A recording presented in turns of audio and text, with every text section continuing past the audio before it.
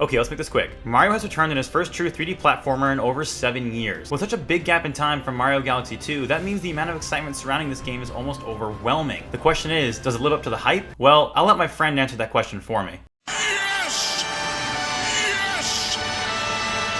The story for Mario Odyssey is your standard Bowser kidnaps Peach, you have to put your life in danger to rescue her, and when you do, she still refuses to put out, blah blah blah blah blah, been there, done that. However, at the beginning of the game, Mario's world-famous hat gets destroyed, but luckily it gets replaced by a cooler and better one that talks to you. This magic talking hat also has a sister that got kidnapped by Bowser because reasons, and it's up to Mario and his new friend to get her back. And what's the name of this fantastical magical hat, you may ask? Cappy.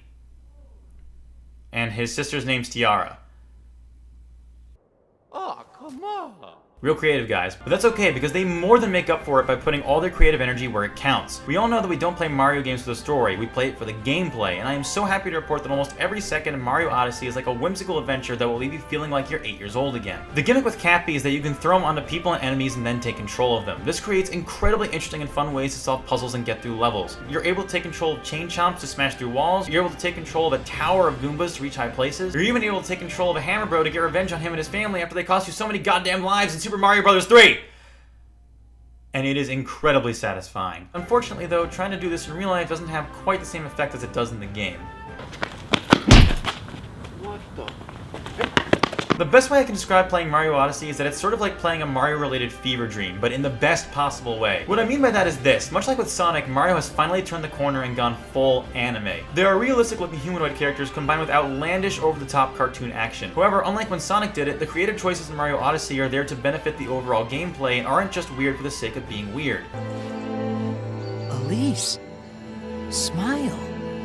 We will never speak of that again. In New Donk City, there are tons of interesting and fun ways to get around and explore the area. Yes, at first it may seem a little out of place in a Mario game, but because the gameplay is so engrossing and built around the level, it just makes the game that much more charming. Even though the settings you're thrown into are completely bonkers, you're never left feeling weirded out or left feeling unsure of what to do next. Despite the game's constant shift in art styles, the bizarreness doesn't take away from the experience, but instead adds to it, as you can never know what kind of universe you're going to be thrown into next, which always keeps it fresh. Each level has a distinct personality and soul to it, and no matter what, all of them are always able to keep you wanting to see more. Even though Odyssey's worlds certainly aren't the biggest we've ever seen in video games, the sheer amount of secrets and collectibles hidden throughout the world and the crazy amount of creativity put into each level is quite a sight to behold. I got through the story in roughly 10 to 15 hours, but I keep putting off this review because I wanted to keep playing to collect all the moon pieces. Right now I'm at almost 200, so I think there's only about 799 to go.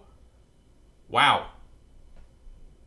Well, I better get started. The only negative things seem to be that it's pretty weird seeing the frame rate drop so low when things are at a distance, and the story is pretty cookie cutter, but honestly, who needs story when Mario can possess a Tyrannosaurus Rex? Who needs story when you can fight a hyper-realistic looking dragon that Bowser sent to you from his pirate ship in the sky? Who needs story when you can jump on a cab to take control of a pole which flings you across to the top of the Flatiron Building to recruit a jazz musician to perform one of the greatest video game themes of all time while playing a recreation of Donkey Kong while upside down? Look, I'm not saying this is the greatest game of all time, but between this and Breath of the Wild, if you're still not convinced that getting a Switch is worth it, then I don't think anything will really convince you otherwise. With fun boss battles, tons of fantastic exploration, creativity up the wazoo, and incredible art styles, I can honestly say that if you don't like this game, then you probably have no soul. This is not a joke. On the boneless scale, I give Super Mario Odyssey 69 paper bags out of 72 staples. Must go faster. Hey peeps, thanks for watching our review. Make sure to stay tuned for more in the future, and as always, stay boneless.